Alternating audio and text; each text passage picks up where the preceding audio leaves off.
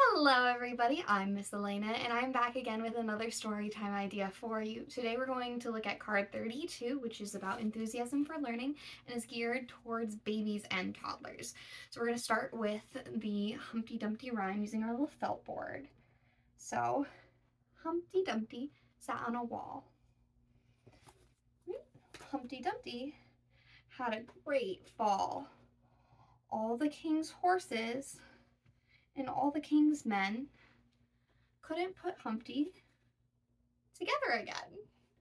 So we're going to do that rhyme. Kids can look at switching out Humpty Dumpty happily sitting on the wall for Humpty Dumpty on the ground, sad and broken. We can repeat this rhyme. They can take turns putting all of the little characters on our felt board, but it just gets them familiar with the story. After doing that rhyme with them, I paired it with his book After the Fall, which is How Humpty Dumpty Got Back Up Again by Dan Santat. This book is all about Humpty Dumpty. My name is Humpty Dumpty. This was my favorite spot, high up on the wall. I know it's an odd place for an egg to be, but I loved being close to the birds. Then one day I fell. I'm sort of famous for that part. Folks called it the Great Fall, which sounds a little grand. It was just an accident, but it changed his life. Fortunately, all the king's men managed to put me back together. Well, most of me. There were some parts that couldn't be healed with bandages and glue. So in this story, the king's men were able to put Humpty together again. That's good. After that day, I became afraid of heights. Have you ever fallen? Or that could make you afraid of heights. I'm a little afraid of heights. Too. I was so scared that it kept me from enjoying some of my favorite things.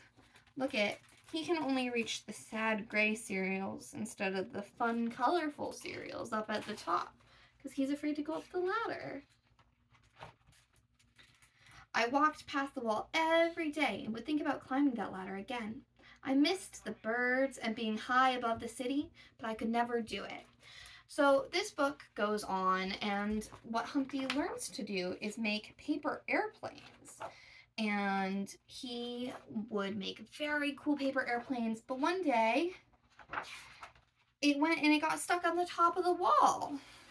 See, it went all the way up here to the wall, which means that he had to be very brave and climb the wall. He just kept climbing one step at a time, and he was no longer afraid. So this story is all about facing your fears. I think it pairs very nicely with Humpty Dumpty because it's a redemption story. And after that, there are some activities. Now, because it's for babies and toddlers, I don't think they'd be quite ready to fold a paper airplane like this.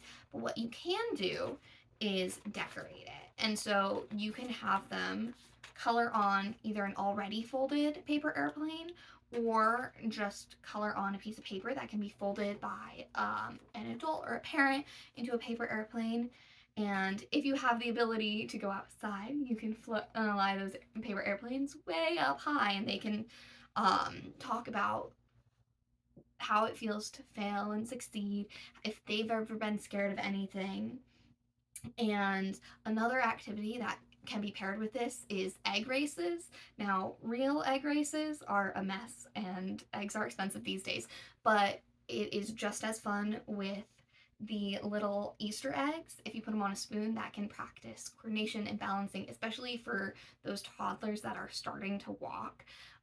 Especially because if they fall, the eggs don't crack. If they are very loose and do crack, you can always add a little bit of glue so they stick together. And it doesn't even have to be a competition. Sometimes the act of just balancing is really interesting to this age. And so that is my book, my story, and my activity focusing on card 32.